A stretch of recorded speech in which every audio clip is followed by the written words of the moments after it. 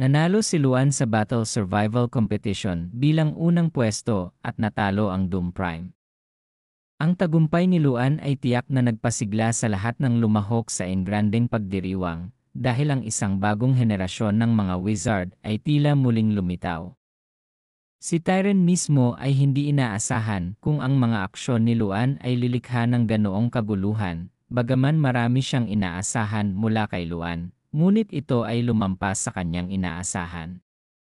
Hindi inaasahan ni Tyren kung matatalo ng isang magician na may sakit na mana evocation ang isang Doom Prime na laging humahawak sa unang pwesto sa bawat kompetisyon. Naramdaman ng Flame King na kung magiging masaya si Tyren salamat kay Luan, at nawawalan na siya ng respeto bilang organizer, lalo na tiyak na mapapahiya ang mukha ng taong iyon sa banquet hall. Sa pagsasalita tungkol sa bulwagan ng banquet, tinanong ni Tyren kung ang ibig sabihin nito ay malapit nang marating ang engrandeng pagdiriwang, at kinumpirma ng Flame King na ilang oras na lang bago matapos ang malaking selebrasyon. At ang Flame King ay nakaramdam ng lubos na kagalakan na ang hindi naging boring ang kompetisyon, gaya ng dati. Ilang araw na ang lumipas mula nang matapos ang laban ng survival competition. Sa panahong iyon, nakuha ng Team Luan ang ika-4 na pwesto sa huling labanan ng grupo na may 5 panalo at 2 talo. Kung hindi lang nakuha ng koponan ng Luan ang panalo sa huling laban bago ang finals, hindi sana nila maabot ang kanilang kasalukuyang posisyon, maging ang kanilang ranggo sa akademya ay matatawag na himala, dahil sila ay tinatawag na huling akademya.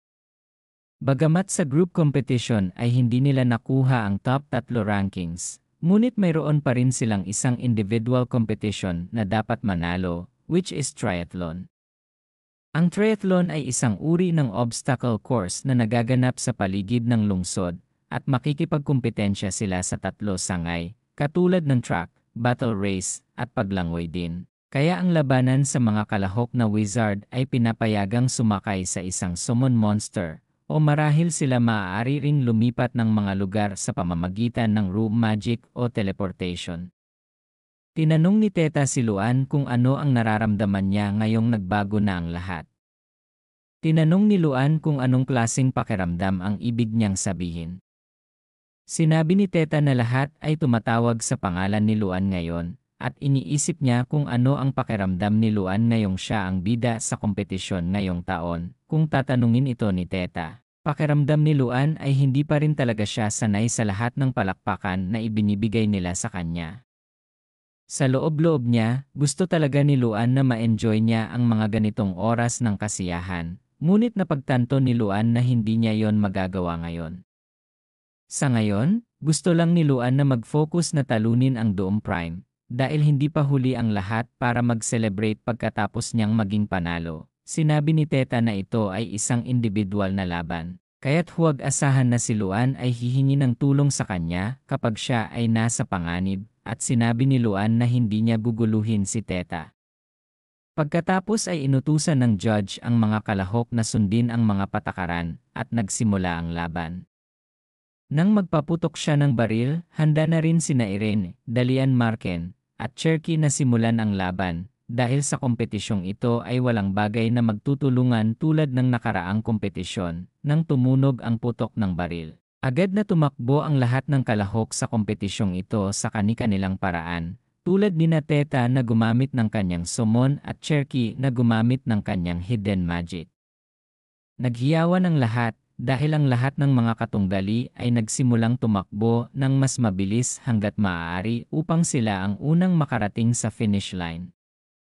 Ngunit sinabi sa kanila ng isa sa mga manonood na mayroong isang katunggali na naiwan. Siyempre sobrang nagulat ang lahat dahil wala pa ring nagawa si Luan Ardell. At maging siya ay mukhang relax ng lahat ng mga kalahok ay naunahan na siya. Siyempre naisip ni Luan na talagang may pisikal na kakayahan na higit sa iba pang mga mangkukulam na ang ganitong klase ng laban ay isang maliit na laro lamang para sa kanya. Kabaligtaran ni Luan na nagpapahinga pa sa likod, si Irene, Doom Prime at Dalian Marken ang nasa pinakaharap. Ngunit nakita si Irene na sumusubok na tumakbo ng mabilis, ngunit sina Dalian at Doom Prime ay dinala ng summon. Ngunit tulad ng ipinaliwanag kanina, ang laban na ito ay magkakaroon ng ilang mga hadlang at mga hadlang, kabilang ang ilang mga duwende na humaharap sa kanila, at pakiramdam ni Irene ay medyo mahuhuli na sila. Tinanong ni Dalian kung dapat bang magtulungan silang tatlo para pansamantalang talunin ang kawan ng duwende. Pero gaya ng dati na walang masyadong kalokohan at walang pakialam kina Dalian at Irene, parang gustong tapusin ni Doom Prime ang lahat ng mga duwende na ito ng mag-isa sa isang laslas. Agad na kinatay ni Doom Prime ang ilang duwende na humarang sa kanya. Ang mismong pag-atake ay katulad noong inatake ng Doom Prime ang grupo ni Dalian. Naramdaman ni Irene na hindi pa rin nagbabago ang Doom Prime, at sinabi ni Dalian na kahit 6 na taon na niyang pinapanood ang Doom Prime, ang kanyang mga kakayahan ay palaging kakilakilabot at pinakamahusay na maghiwalay sila para labanan ang mga duwende. Si Doom Prime na mismo ang nagpababa sa kanyang kabayo at patuloy na alisin ang mga goblin na humahadlang sa kanya upang maging unang makarating sa finish line. Ngunit gayunpaman, naramdaman ng Doom Prime na may mali dahil hindi pa niya nakitang lumitaw ang taong nasa harapan niya. Habang nilalaslas ang kanyang espada sa duwende, inisip ni Doom Prime kung naunahan sila ng tao. Ngunit naramdaman niyang imposible yon. Siguradong sigurado si Doom Prime.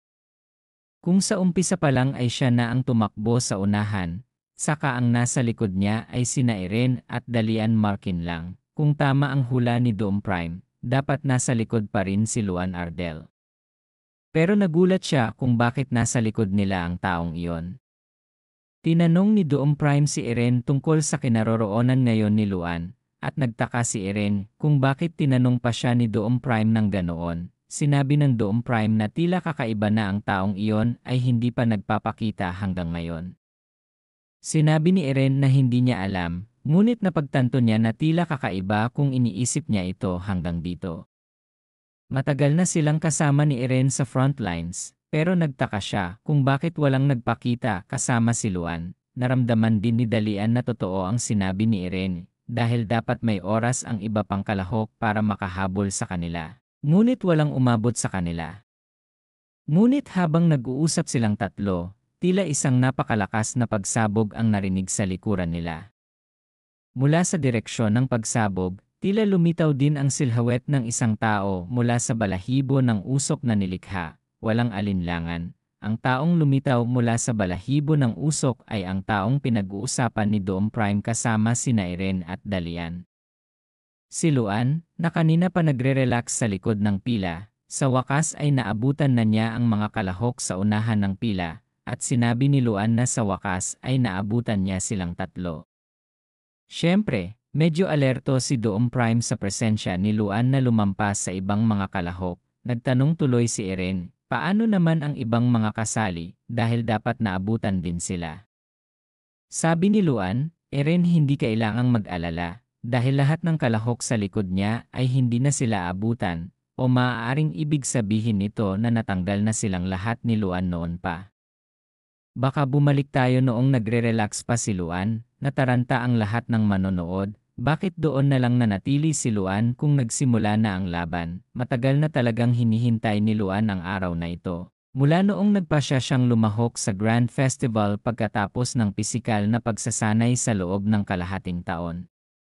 Ang kompetisyon na ito ang pinaka-confident niyang manalo, ngunit dahil isa siyang suntukan, kung ipapakita niya ang kanyang likod sa isang kalaban na humahabol sa kanya mula sa malayo, ito ay magiging sa kanyang sariling kawalan.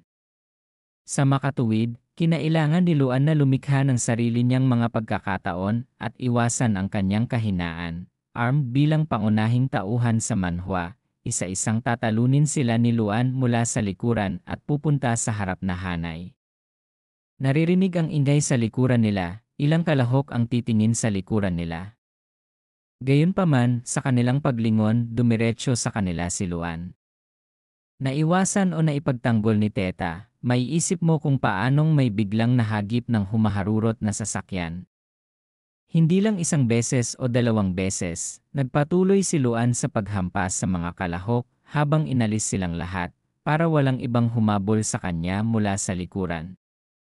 Siyempre nagulat ang mga natamaan sa bilis ni Luan at nagtanong kung ano ang nangyayari at bakit kailangan nilang lahat na tumalbog ng ganito. Hindi lang ang ibang mga kalahok, maging si Teta mismo ay curious kung ano ang nangyayari sa likod niya.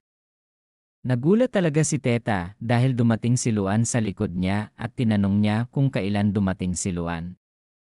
Pero sa halip ay nagtanong si Luan, kumusta na si Teta? Sinabi ni Luan na dapat malaman ni Teta ang ibig niyang sabihin nang tanungin niya si Teta kung kumusta siya habang tumatakbo ng mabilis ng ganito. Naunawaan ni Teta na sinadya ni Luan na imbitahan siya sa kanilang huling laban habang may oras kaya natuwa si Teta dahil agad na hinanap siya ni Luan. Humingi ng paumanhin si Luan kay Teta dahil hindi siya gagawa ng laban na nagsasayang ng kanyang oras. Kaya agad niya itong tatapusin sa pamamagitan ng pagsipa sa isa sa mga paa ng guardian na tinawag ni Teta. Agad na nawalan ng balanse ang tagapangalaga at pinalaya si Teta sa kanyang tagapangalaga nang hindi nagkakaroon ng oras upang lumaban. Tinanong ni Irene kung naalis na ba talaga ni Luan ang lahat ng kalahok habang tumatakbo para maabutan silang tatlo. Sinabi ni Luan na inalis niya lamang ang ilan sa kanila dahil ang iba ay sumuko sa kanilang sarili. Tinanong din ni Luan ang Doom Prime kung dapat nilang tapusin ang kanilang negosyo ngayon dahil walang makakaabala sa kanilang laban, bagamat sobrang sama ng loob. Ngunit sinabi ni Doom Prime kung ang resulta ay hindi katulad noong natalo siya ni Luan dahil hindi na siya magiging lenga laban kay Luan. Mukhang nagsisimula na ngayon si Luan at Doom Prime sa second round ng kanilang laban dahil that time si Doom Prime ay lenga at minamaliit ang tunay na kakayahan ni Luan.